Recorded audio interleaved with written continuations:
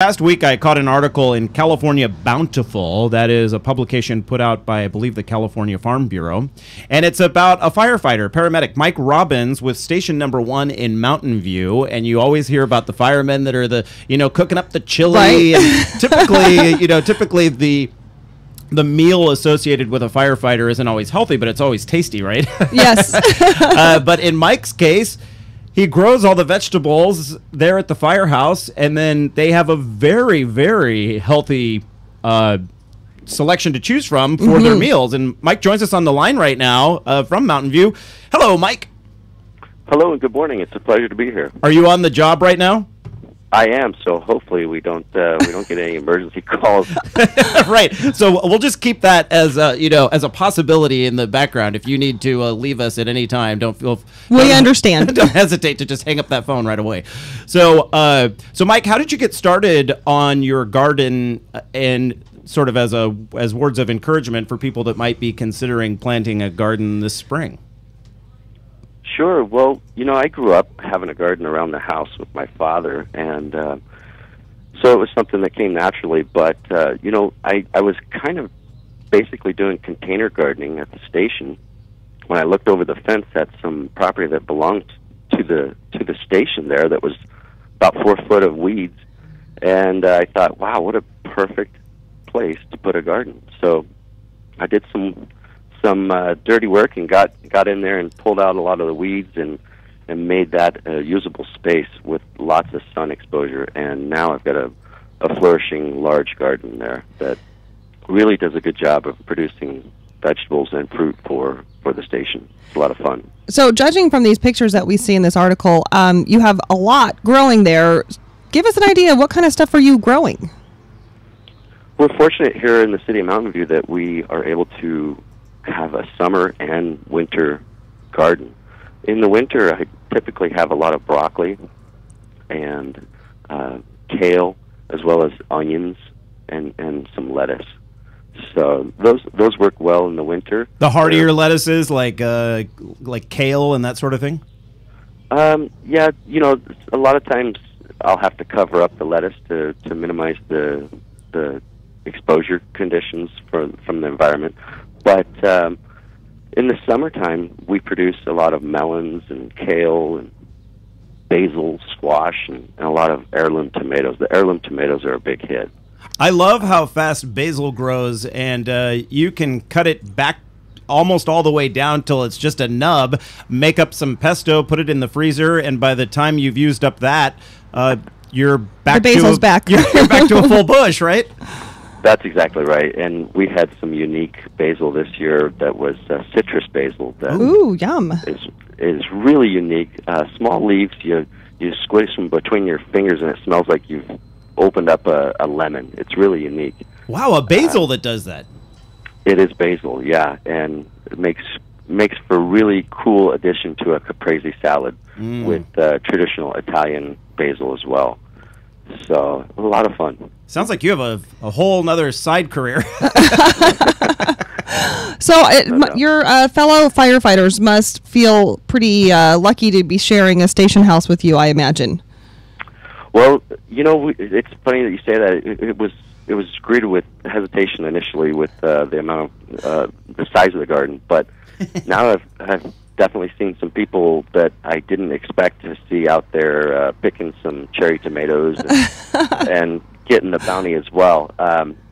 So once you cross that border and people see that there's a big difference between homegrown vegetables and store-bought, it gets their attention for sure. There is a big difference when you taste them side by side. For sure, you can definitely taste it at that point. Do you have any tips for people that are just getting started? I noticed in the pictures that are part of this article, all of your vegetable gardens are raised. I like raised beds. It allows them to warm up a lot quicker, and the vegetables like that warm temperature. Some advice would be not to overwater. You don't want to love them to death. You want to pay attention to them. There's a lot of pests out there. Be aware of the pests and use some kind of organic control for that. Do you start Basically, from... go ahead. I think that a great addition to a vegetable garden is to throw some flowers in there. It complements it, but it also attracts bees that come in and pollinate, and it's a great addition for the eye as well as for production. Yeah, because Mike, I had a hard time with our zucchini a few years ago, and we put in some lavender, and that really helped a lot. The lavender brought the bees, and then the bees pollinated the zucchini, because I was doing it by hand. I was down there trying to pollinate. That's a lot of work. I couldn't figure out why these zucchini would only get like about an inch or so, and then they would shrivel. And I was like, what is going on here? Exactly. Yeah, and you can. It's great that you can get in there and do it by hand and do the pollination, but it's great if you can get it to be done naturally. And and the flower that you chose there is great because it's considered the color that bees appreciate the most and are attracted to the most is that purple color. Oh, interesting. I didn't realize that. Do you have any other plants that you would recommend as bee attractors? Definitely. Alyssum is a big one. It's got lots of different colors, the bright white and the purplish color that it attracts them. I like cosmos as well for a seasonal flower. I love cosmos, but a different kind. That attracts a Randall. Yes. You can't blend these into a drink, but they do a good job of attracting bees to the garden, that's for sure. Now, back to the watering. Do you do it by hand, or have you put a drip system in those beds? How do you approach the irrigation? Yes, good question. I did water by hand initially, and with that soft soil, you notice that the water just tries to move all of the soil off, and I've gone to a drip system, and it is really effective. Probably about every 3 days or so for tomatoes, you just want to give a nice deluge of water, soak them up really good, and then let them go for about 3 days in the warm weather, and they like to be stressed a little bit.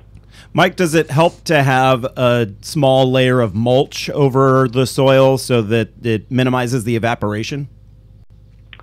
I've heard that. I have not practiced that yet. I might give it a shot. Right. Now, a question I have is there's a trend currently to start from seed, preferably heirloom seed, but a lot of times I get such a late start, I just buy the seedlings. Go to the nursery and get the plants. Right, or from the farmer's market. What do you typically, do you start from seed?